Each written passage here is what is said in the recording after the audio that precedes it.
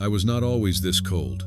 Once, I danced over the hills of Judea with the ease of autumn. My whispers curled around fig trees and olive branches, caressed the stones of forgotten wells, and stirred the robes of prophets who no longer walk this earth. But tonight, I am the wind of winter's edge, sharp, silent, watching. I move in shadows between stars, threading through the darkness like a silent hymn. My breath drifts down slopes and into hollows, brushing the backs of sheep curled tight against the chill and wrapping around the slumbering form of a shepherd with a face creased by both years and longing. His name? It doesn't matter. What matters is the dream. He was not a man known to dreams. He lived by firelight and hunger, by the coarse laughter of fellow shepherds and the bleating of restless flocks. Yet tonight, I hovered close as something stirred within him. Not fear, not fatigue, but something older, deeper. As I slipped over the rim of the hill, I felt the air around him shift. The night was still, but his spirit was not. I watched his brow twitch, his fingers clench around the staff lying beside him. The earth beneath him held the scent of sheep and soil, but also something more, something unspoken. And in his sleep, his lips moved, not in prayer, in wonder. The dream came in light, not heat, not flame, but light that hummed like memory and breathed like promise. I had never felt it before. For all my travels, across deserts and seas, across market squares where children chased each other, and over rooftops where women poured out prayers with their tears, I had never brushed against light that moved like this. It did not rise from the earth.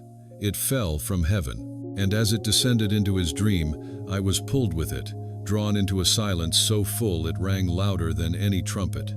In the dream, I saw the shepherd lift his face toward the brightness, and for a heartbeat that lasted an eternity, his eyes were opened, not just to light, but to a truth too large for words. I do not know what he saw, even I. Wine that has kissed the lips of angels and stirred the corners of scrolls hidden in the temple, could not see it. But I felt its echo, a trembling that shook even me. The shepherd did not wake, not yet. His body remained curled, still worn with the day's weariness. But something in him had already risen, had already walked toward the call of that light. And I hovered there, not rushing, not racing, just being, just listening. For in that moment, I no longer needed to move. I no longer needed to stir the leaves or shift the sands. The wind within me stilled, as if honoring something sacred. And in that stillness, I remembered nights when old priests muttered ancient prophecies under their breath. I remembered the trembling voice of Isaiah. The people who walked in darkness have seen a great light. I remembered children asking their mothers why the stars sometimes seemed closer than usual. I remembered the yearning of a people whose hope had thinned to almost nothing, yet never vanished. The dream of the shepherd was not his alone. It was stitched from centuries of waiting. It carried the breath of prophets and the tears of mothers, the weariness of travelers and the songs of psalmists. And now, it found a cradle in the sleep of a common man, a man whose name history might never record, but whose night had been chosen. I, the wind of early winter, had become witness. I, who pass unseen, now held in my invisible hands a moment that would ripple beyond the hills of Judea. And I trembled, not from cold, but from awe, for something was coming, something I could not yet see, but I could feel it. In the hush between stars, in the quiet breath of the sheep, in the stillness of that dream, the night pressed on.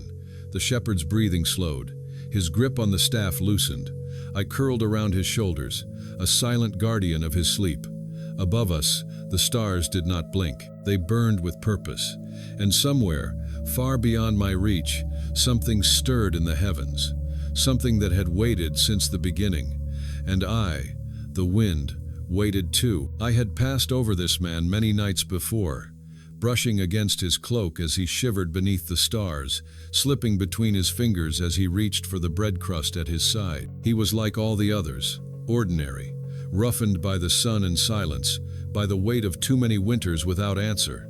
And yet, this night, something in him was different. As I circled his sleeping form, I felt it, not in his breath or body, but in the space between dreams and waking, a place I knew well, a place where wind often lingers, where whispers from beyond the veil find passage. He stirred, not from discomfort, but from something stirring deep within. A memory? A hope? I could not tell, but I knew this. Something ancient had taken root in his soul, and it pulsed now like a heartbeat, growing louder with every moment of sleep. The others around him did not sense it. They lay with arms folded across chests, lost in the blankness of fatigue. But he was dreaming still, and in that dream, the light returned. It wasn't a flash or flare. It was steady. It pulsed like music, and its rhythm was not of this earth. I, the wind, drifted into the dream once more, following its quiet call. And there, I saw what he saw. A figure, not with wings or thunder, just a presence, wrapped in light, shaped like a man but filled with something far beyond flesh. The shepherd, still dreaming, stood in this presence. No words were spoken, yet all was said. The presence lifted a hand, not commanding, not demanding, inviting, and I felt the pull of it, as though the entire hillside might rise and bow. I did not understand. I am only wind. I do not reason. I do not choose.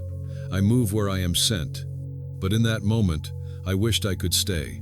I wished I could remain in the warmth of that light, that silence, that promise. The shepherd's eyes widened. His lips parted. Still, no words. But in his chest, something broke.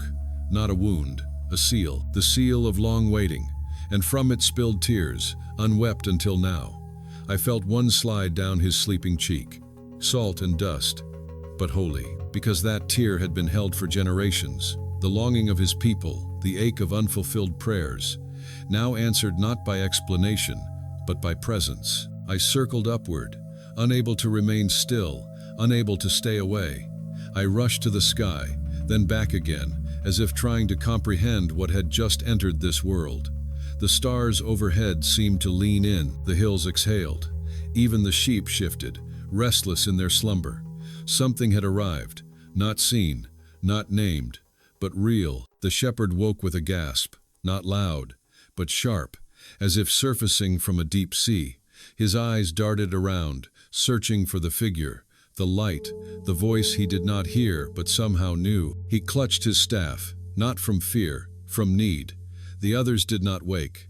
The fire had gone out, but the shepherd sat still, breathing hard, blinking into the dark that suddenly felt not empty, but full.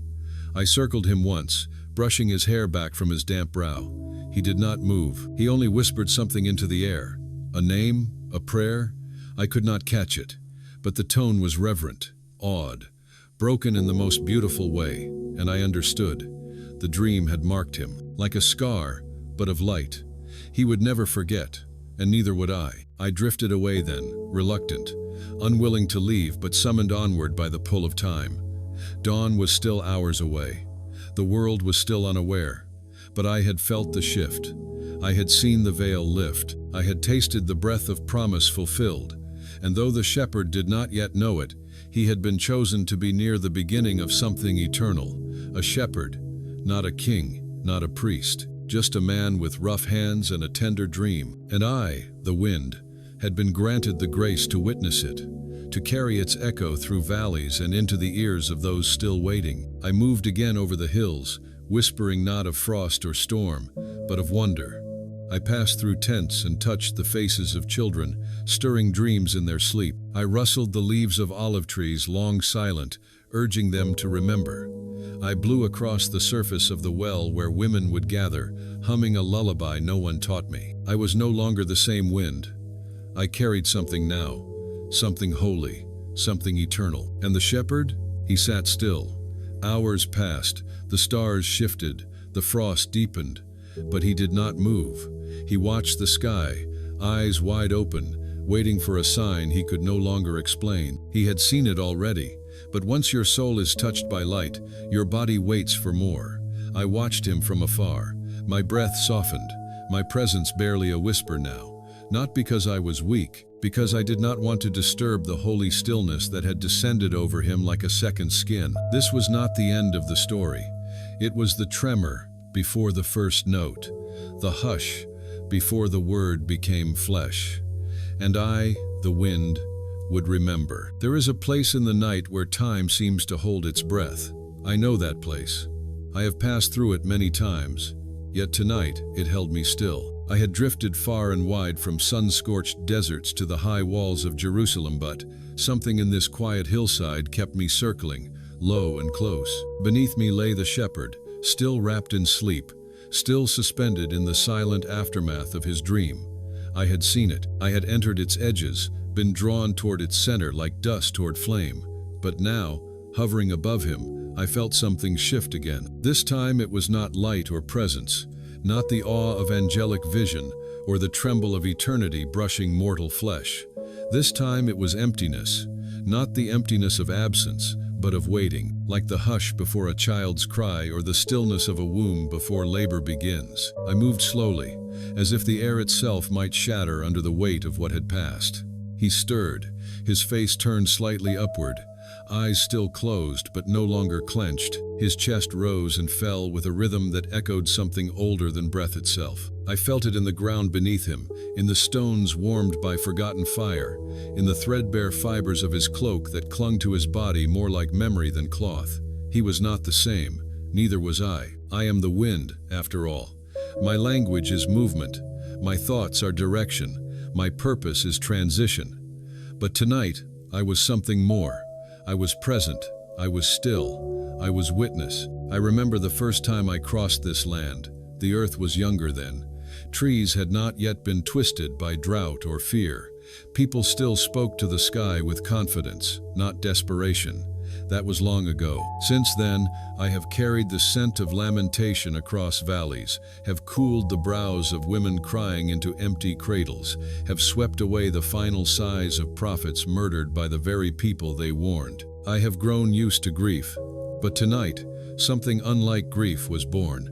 Not yet joy, not yet fulfillment, but promise. A promise made flesh not in power, but in the dream of a shepherd and the breath of a child still hidden. And too, the wind who could never be held was now holding it. Not in my arms, but in my being. He murmured something, a word, perhaps, or the echo of the light he saw. His fingers twitched. The fire at his side had long since died, but a faint glow remained in the coals, as though even the embers refused to let go of the dream. And so I lingered, not because I was commanded, because I was drawn. There is something about humility that compels even the most restless spirit. I have passed palaces and heard the boasts of kings. I have slipped through the robes of priests and been ignored by those who claim to speak for heaven. But this shepherd, this simple, tired, unimportant man had become a vessel for glory, and not by anything he had done. Simply by being present, by sleeping, by opening his soul when the world had turned inward in fear. That is the mystery I could not carry, not because it was heavy, but because it was light, too sacred. I longed to stay with him, to wrap around him until morning, to protect the dream like a veil. But I knew my place. I am never still for long, and the world would need to hear. Somehow, somewhere. So I moved again, this time slower, more deliberately. I swept across the camp, brushing against the other shepherds, whispering into their ears fragments of what had passed. Perhaps one of them would stir, perhaps not. But the seed was planted. I carried it with me as I moved further out, touching trees and stones, weaving through the thickets where foxes hid, and out into the broader night where other watchers, other hearts might one day feel the stirring. It was not yet time, but soon I felt it. As surely as I felt the change in the shepherd's breath, as surely as I had heard the name that had no syllables but shook the stars. The dream had ended, but the story had not, and though I would move on, I would never again be the same wind. That night marked me, it named me, it gave me memory. And memory, unlike movement, cannot be undone. I have learned to listen not with ears, for I have none, but with presence. And on that night, after the dream had passed, after the light had dimmed in the shepherd's sleep, I listened. I listened to the earth as it settled under his body. I listened to the coals that sighed their last breath beneath ash. I listened to the sky as it waited, holding back its own revelation. The silence was not absence. It was fullness. And in that fullness, I remembered. I remembered other nights, other cries. I remembered when the voices of prophets rose like thunder, only to be met with stoning. I remembered when a child, unnamed in history, looked to the heavens and asked his mother, "When will the king come?" And she had no answer. I remembered every echo of every yearning that had ever ridden my currents from mountain to valley, from cradle to tomb. And now, hovering over this quiet man, I realized none of it had been in vain, because something had changed, not yet seen, not yet known, but real. I felt it, not in my gusts or rushes, in the still places, in the hush between moments. That's where it lived now. That's where it waited. The shepherd stirred again, not to wake, but to shift, as if aligning his body with something he did not fully understand. His brow softened, his breathing deepened. He was resting now, truly resting, not just from labor, but from longing. And in that rest, I found my own stillness. I moved slowly, sweeping the ridge above him, tracing the familiar contours of stone and soil. I had passed over this land 1,000 times, and yet, tonight, it was different. The ground remembered the tread of angels. The trees remembered the whispers of divine breath. Even the shadows seemed to lean inward, as if hoping to witness what might come next. I drifted farther then, drawn by the memory the dream had awakened.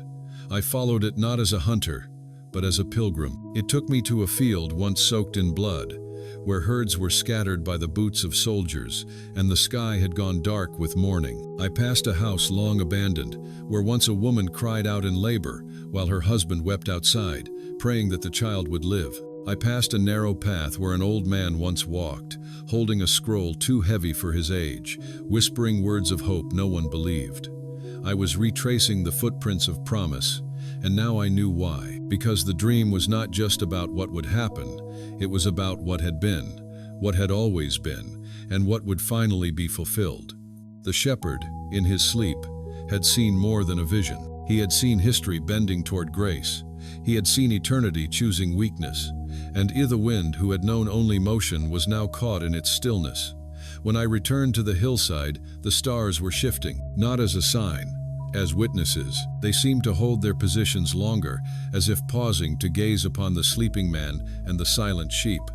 Even the wolves in the distance had ceased their howling. The world was holding its breath, and I was part of that world. I hovered once more over the shepherd's chest. His heart beat steadily, not in fear, in readiness. Whatever had been shown to him, it had prepared him for something more. And I wondered, would he remember? Would he wake and dismiss it as mere dreaming?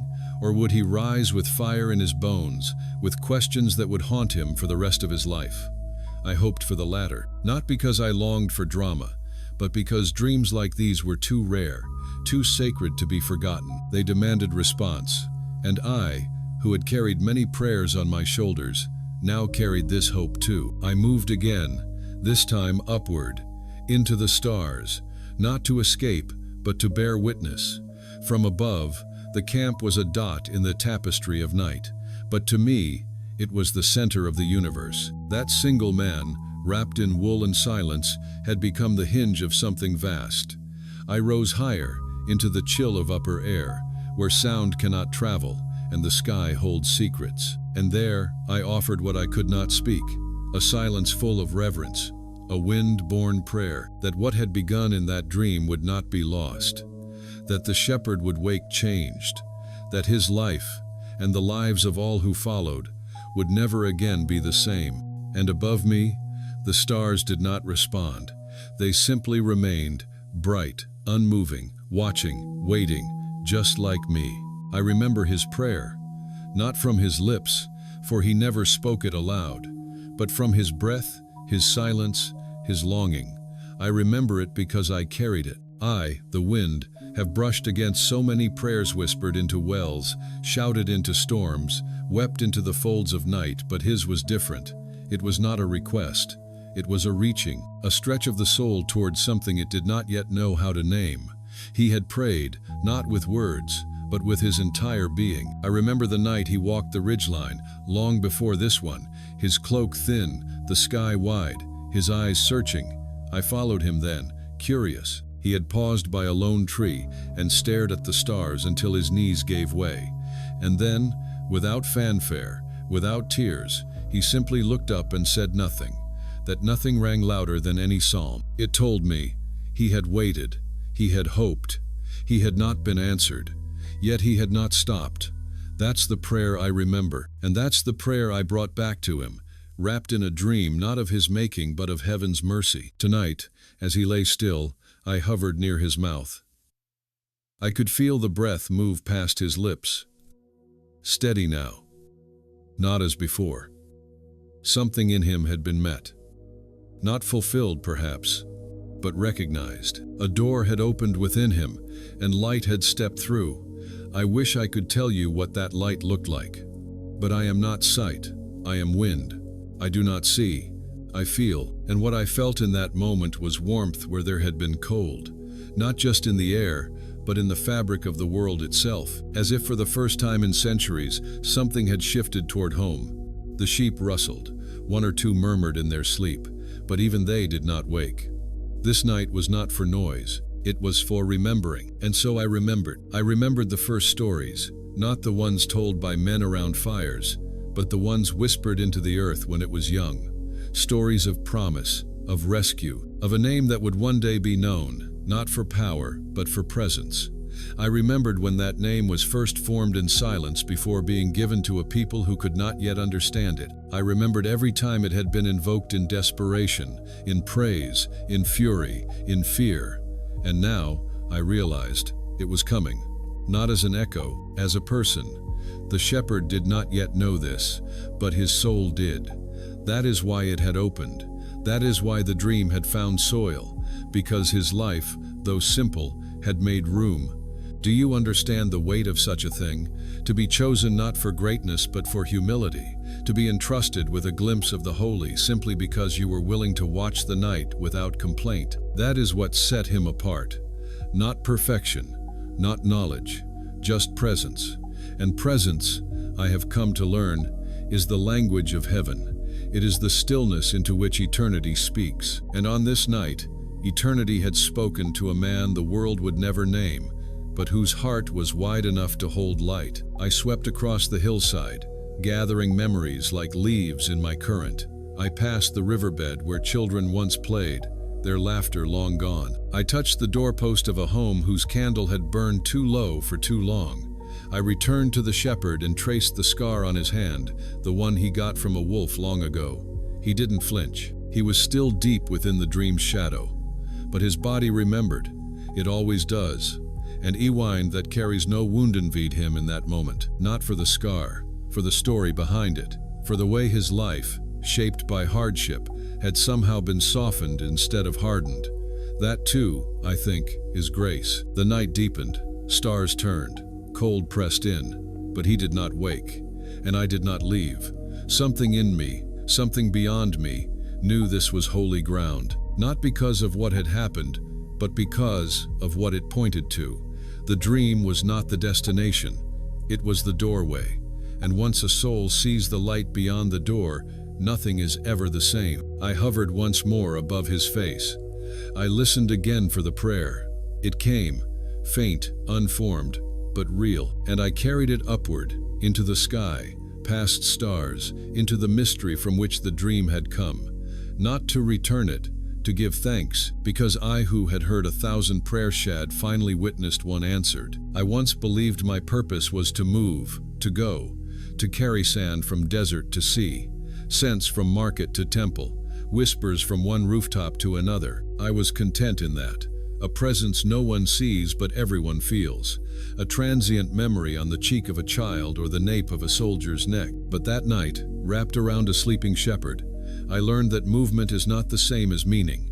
Meaning lives in what we stay with, what we do not rush past. And so I stayed. I hovered. I circled the same patch of earth 1,000 times, not because I was trapped, but because I was found. Something in that man had changed the air, not by force, but by welcome. I was used to slipping through cracks in windows, doors barely shut, but here the door was open wide, and I was invited. Not with words. With presence, he was still asleep, but the dream had moved on. It had done its work. What remained was residue-like, the warmth left in a room after a candle is snuffed, or the hush after a great bell has rung. I drifted near his heart. I could not hear it beat, but I could feel its echo in the soil beneath him, in the wool of his robe, in the pause of the world around him, and the pause was real. Everything had quieted. The stars stopped their endless climb. The sheep made no sound. Even the trees above the ridge, once creaking with the language of wind, held their branches still. Something was being born not in flesh, not yet, but in readiness, in waiting, and I, who had always outrun the moments I touched, found myself wishing to slow time. I thought back to all the places I had passed without noticing, the faces I had brushed and forgotten, the fields I had stirred and abandoned. Were there other shepherds I had ignored? Other nights like this I had rushed through? I did not know, but I knew this. I would not leave this one. Not yet. I began to move again, but not away. I moved inward, deeper into the quiet, deeper into the mystery that had descended like dew. And as I did, I remembered voices, not from that night, but from nights long ago. A father reciting the Psalms over a frightened child. A priest muttering Isaiah beneath his breath as he closed the temple gates. A widow singing softly over bread she knew would not last another week. And through them all, the same longing. When, O Lord, when will you come? And now, though they did not know it, though no trumpet had sounded, no fire fallen, the answer had begun, not with a shout, with a sigh, a baby's sigh. Not heard yet, not even born yet, but I felt it coming. I felt the breath that would fill lungs wrapped in swaddling. I felt the voice that would cry, not from heaven, but from a manger, and it undid me. Do you know what it means for wind to be undone? It means to stop rushing, to stop carrying, to stop hiding behind speed. It means to feel, and I felt. I felt the pain of every unanswered prayer. I felt the hope of every child who looked to the sky. I felt the faith of every elder who died still waiting, and I carried it all not away, but toward a cave, toward a manger, toward a light no man could name but every soul had longed for. The shepherd would soon awaken. He would stretch, blink, feel the cold, and not yet remember, not fully, but something in him would lean forward, something in him would move, and I would be there, whispering not words, but presence. I would brush his cheek as he rose. I would slip through his fingers as he reached for his staff. I would wrap around his legs as he walked, not knowing where, because that is how the journey begins. Not with certainty, with stirring. And I no longer cared to return to the skies. I had always loved the heights, the upper airs where nothing touches and everything moves. But now I longed for the ground, for the dirt under a shepherd's nails, for the breath of animals in a stable, for the cracked lips of a mother giving birth in silence. That is where the glory would be, not above, among. And if that was where the story would unfold, then that was where I would go. I had no wings, but I had will. I had wonder, and wonder, I have come to know, is enough. I have never feared a man. I have never bowed before a throne or trembled at the gates of any palace. I have swept over the shoulders of pharaohs and between the sandals of emperors. I have stolen into council chambers where power brewed in silence and thundered down colonnades of stone built by nations who believed they were eternal. I have stirred their banners, cooled their anger, carried their words and warnings from one kingdom to another. But none of them ever changed me. They felt me, but never saw me. They moved through me, but never noticed. They feared my force, not my heart, because I had none. I was wind, untouched, untamed, unknown, until that night, until him, until that single sleeping man, cradled not in royalty or armor or ideology, but in wool and dream and silence. I did not expect to be undone, and yet I was. Not by what he said he had said nothing, not by what he did he had done nothing, but by what he received. That night, as he lay motionless beneath stars older than empires, he received something I, for all my sweeping reach, had never known. A touch from God that chose no temple, no crown, no priestly lineage, but chose a man whose name the world would never record. I stayed. I did not mean to, But something in the air would not let me go. I hovered low, tracing the breath that passed through his nostrils, the faint movement of fingers curled around his staff, the barely there twitch of dreams still lingering at the edge of his awareness. The others were still asleep, snoring gently, their bodies curled against the night. But this one he had been opened, not wounded, not shattered, but unsealed. And the light that had entered him had not left. It hovered too, invisible like me, but more ancient still. I felt it coiling through the fibers of the air, a presence both tender and relentless. It did not speak, yet it held everything I had never understood. Hope without explanation, mercy without condition, power without pride. And it had chosen him, a shepherd, a man whose days were measured by the rhythm of sheep hooves and weather. A man whose hands smelled of animal and ash and soil. A man who had asked for nothing and yet had been given everything. I wanted to understand. So I did what I had never done before. I listened not just to the world, but to myself. I searched the memory of all the places I had ever touched. I recalled the mothers who whispered lullabies into the dark with no reply. I remembered the prisoners who stared at the moon and dared to believe they were not forgotten. I revisited the cries of the prophets, ignored and exiled, but never silenced. And I understood, for the first time, that I had been part of all of it, that I had carried more than words. I had carried wounds, longings, echoes of Eden. And now they were answering, not with a shout from the heavens, but with a breath in a shepherd's sleep. He stirred, not suddenly, slowly, as one who had been very far and must return gently. His hand moved to his chest. He opened his eyes. He sat up, and for a long time, he did nothing, just sat, just breathed. The wind passed around him. I passed around him, but he did not move. Not out of fear, out of reverence. Something had marked him, not on skin, but on soul. And he knew it. He looked up at the sky. It had not changed, but he had. He stood, eventually. He walked a few steps. He looked down at the valley below, where Bethlehem slumbered beneath shadows. He held his staff with both hands, not as a weapon, but as a question. And then he did something I will never forget. He knelt. No voice had commanded it. No vision had appeared. But he, the man of the hills, bowed to what he could not see. And I, the wind who had flown through cathedrals and sanctuaries, understood. This was the truest worship I had ever witnessed. Not rehearsed, not demanded, not adorned. Just a man who had met the whisper of heaven in a dream and could no longer stand upright. He bent, and the world bent with him. I circled once, twice, then rested low beside him, not in power. In companionship, I could not offer light, but I could offer presence, and so I stayed. He sat again, not as a man exhausted by labor, but as one filled with something too heavy for standing. I had seen kings sit in weariness, priests slump under the weight of ritual, and merchants fall asleep beside their gold.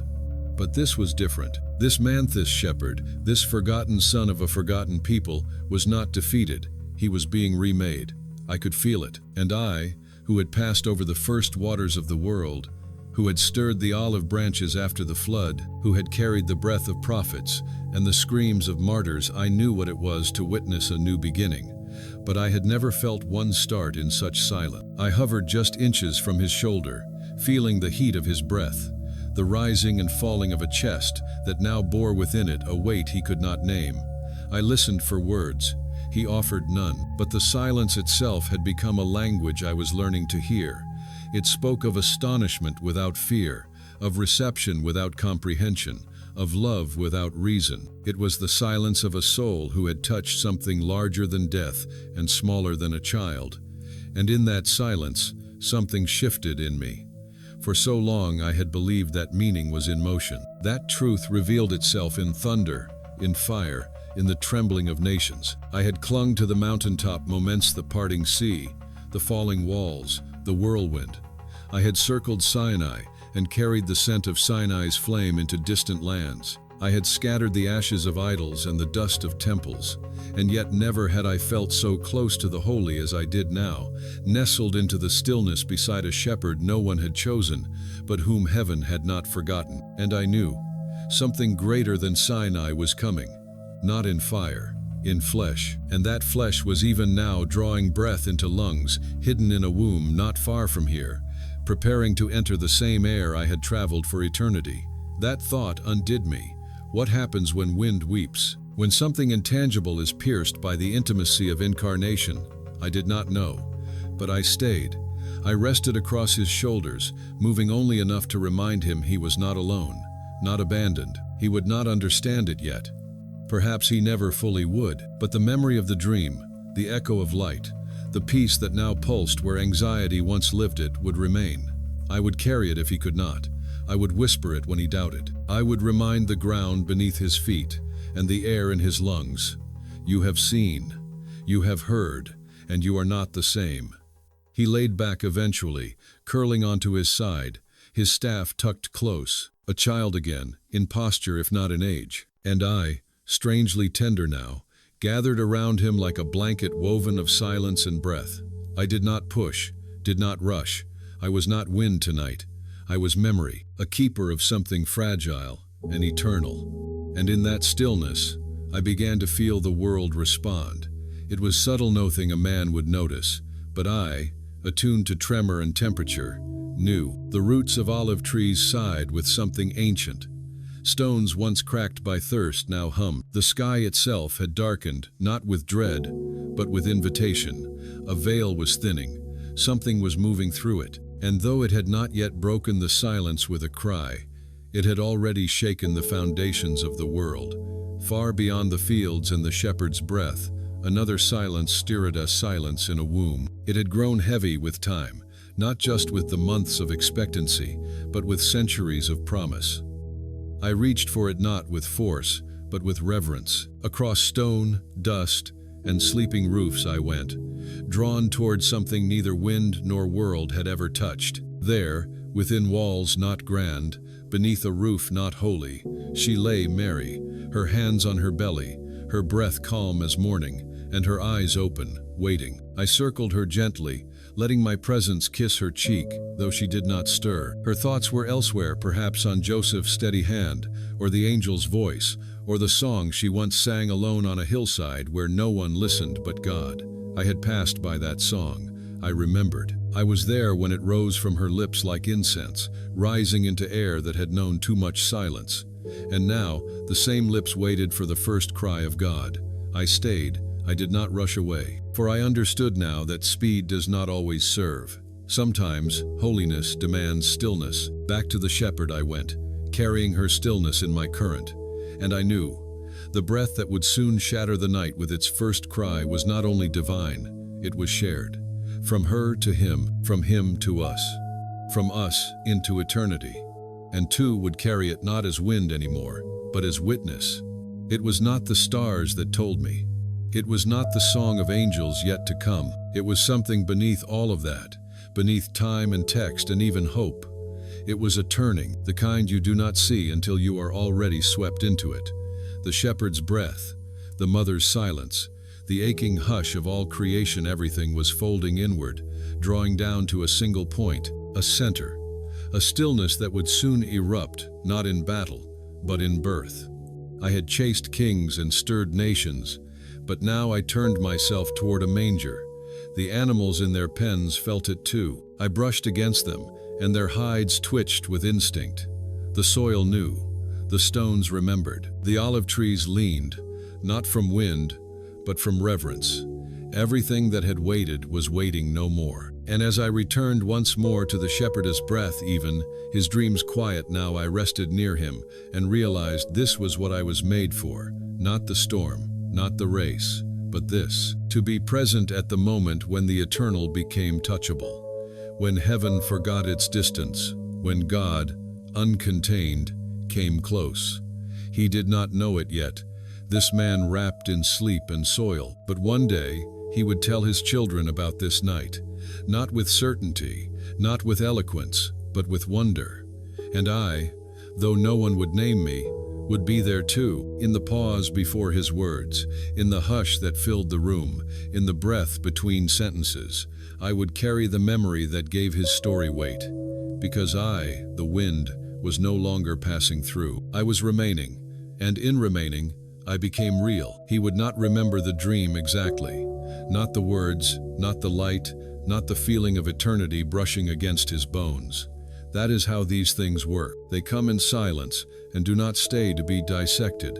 They pass through, like me, and leave a tracy scent, a shift, a softness. But as I stayed near him through those early moments of mourning, I knew the memory would remain. Even if the details faded, he would carry it in the way his hands trembled when touching new lambs, in the stillness that came upon him when the hills went quiet, in the longing he could never quite name when the sky blazed with stars. He would listen longer to silence now. He would walk slower through the pasture. He would pause when others rushed, kneel when others passed by, stare longer at the stars no one else noticed. That is how the divine lingers, not in the memories we can describe, but in the way our hearts beat slower when awe returns. And awe had found him. I stayed close, winding gently through the folds of his robe, letting the scent of night remain. I could not give him understanding. That was not my role. But I could give him stillness. And stillness, now I understood, was not absence. It was preparation. What he had seen could not be explained, and he would not try. That was the wisdom given to him in the dream, not revelation to proclaim, but transformation to live. I had seen many like him receive a glimpse of mystery, only to rise and turn it into control, into pride, into power. But this man, he rose into quiet, into listening, into waiting. I followed him as he moved between the still sleeping sheep, his staff barely touching the stones. He looked again to the horizon, where the faintest hint of morning was beginning to nudge the edge of the night. Even the soil seemed to expect something. I dipped into its cracks. I stirred its dew, and I heard the murmur beneath it all. The time is near. And still, no one in the town below knew. No ruler had yet stirred. No priest had yet prayed with new words. No scribe had written of what was unfolding beneath their notice. But the shepherd, yes, the one no history would name, he knew in a way deeper than thought. And I, too, had changed. I was no longer wind without witness. I was now memory, carved into the night itself. He would return here often, I think. Not to find the dream again, but to remember what it opened. I would meet him then, in the rustle of grass, in the breath of night, in the pause between sleep and waking. And each time, I would carry the same wordless whisper, "He came. He is here. You are not alone." And I realized something else, something that chilled even me, a creature without blood or bone. The one who was coming would know this air. He would breathe me in, not as Lord of Thunder, but as child of breath. He would inhale the same currents that passed through the nostrils of beasts, shepherds, and soldiers. He would be warmed by the same winds that stirred desert and sea. And somehow, I too would be part of his story, not as a sign, not as a force, but as the air he chose to share. That broke me. I flew then not to flee, but to stretch my being wide enough to hold it. Over the hills, past the cypress trees, through the alleyways of Bethlehem still thick with the heat of sleep. I passed by doors behind which women stirred in dreams and children turned in tangled sheets. I touched the edge of Joseph's cloak as he rose in the dark, listening to the breathing of his wife, whose time had come. I knew then that the silence was ending, that soon my stillness would break. Not with storm, with crying, but before that cry would come, I returned one more time to the shepherd. He had stood again. He was facing east now. He did not know why. His hands hung open. His lips moved without sound. And I, who had carried empires, lingered over him as one lingers over flame. The sky above him softened. The night leaned back. And somewhere, not far, eternity was preparing to enter time. And so I stayed with the one who had already made room, not to watch, but to bow. And that bow was not symbolic. It was surrender. For what can wind offer to the one who made breath? What can movement offer to stillness made flesh? I offered what I had always withheld, my presence, undistracted and undivided. And in that moment, I felt something return.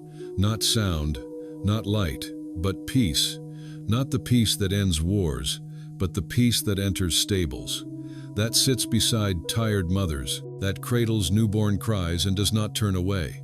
That peace entered me. and I understood that I would never rush the same way again, for I had always moved alone. Even among angels, I had passed untouched. Even among saints, I had been unnoticed. But now, I was part of a greater hush, a preparation not just for a night, but for a world remade. And I was no longer passing through. I was holding vigil. The kind of vigil kept only by those who believe something holy is close enough to break through at any moment. And it was. I could feel it now, closer than breath, closer than thought. The last veil between heaven and earth was as thin as the silence before birth. And the shepherd, he did not see me bow. He did not need to, but something in him mirrored it. His head lowered, his knees bent, his lips parted in a breath that sounded, to me, like the very first word of the world. And perhaps it was, for in that moment, the wind did not stir. The stars did not fall. The sheep did not cry. Everything waited. Everything watched. Everything whispered without voice. Let it begin. Let it begin not in temples, but in caves. Let it begin not with shouts, but with breathing. Let it begin not with crowns, but with swaddling. Let it begin not with armies, but with shepherds. Let it begin not in strength, but in stillness. This was not a story I could carry as before. This would carry me, and I was ready. Not to rush, not to roar, but to stay, to shelter, to sing, if ever wind could sing. The breath that stirred the dust of Adam was now folding itself into skin again, and the very air that had once hung on the edge of galaxies was drawing itself toward a manger. And so I folded into the hillside one last time. I lay myself down with the dew. I kissed the earth with softness I never thought I could hold. I turned no stone. I shook no tree. I waited, and in my waiting, I learned worship. Not as praise, not as proclamation, but as presence. The shepherd slept, the stars held, the world hovered, and the wind for the first time prayed. There are moments when history shifts without sound, when the entire weight of time tips forward, and no one hears it fall. This was such a moment.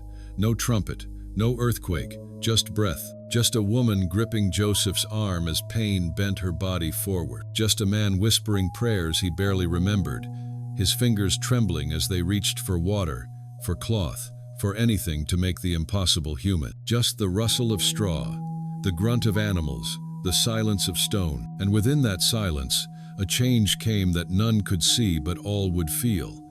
I was there before the cry. I felt it coming like the first spark before flame. Mary's breathing changed. Joseph's knees dug deeper into the straw. The animals held their breath. And I, the wind that had circled creation, stilled as I never had before. Not even at Sinai. Not even when the waters parted, or when temples fell. Nothing in me had ever known this kind of stillness. It was not fear. It was not reverence. It was awe stripped bare. Awe so raw it could not be covered in words. I gathered around them like a hush made visible. There were no midwives, no robes, no oils. There was only the rawness of birth, of a woman breaking open so that the world could be remade. And I was near her face, brushing her forehead, cooling the heat that rose from her labor. She did not scream. She sang not with voice, but with being. Every pain, every push, every tremble of her frame became a song I had never heard, but one I would carry in my current until the end of days. It was the song of heaven folding into earth, of glory made small, of eternity choosing skin. And then it came the cry, not loud, not mighty, not the cry of a king, but of a child. Yet in that single breath, the whole world shifted. The stars leaned closer, the soil warmed, the veil between the heavens and this low cave thinned to nothing. I did not move. I could not.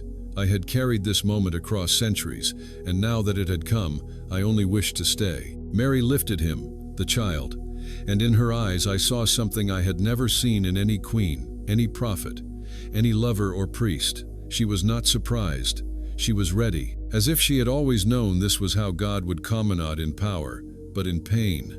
Not in triumph, but in touch. Joseph too knelt. Not in worship, not yet, but in wonder. He did not understand what had happened, not fully. But he knew enough to take off his sandals. He knew enough to offer his silence. I curled around them both, drawing warmth from their breath. keeping the night at bay.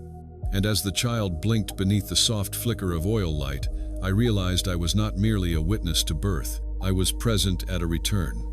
For this cry, this fragile body, this impossibly human arrivalet, was not new. It was the sound that once walked in the garden in the cool of day. It was the breath that once spoke, and stars obeyed. And now it was here, not as command, but as companionship, and in that return, nothing was as expected. The king did not come with armies. He came with lungs.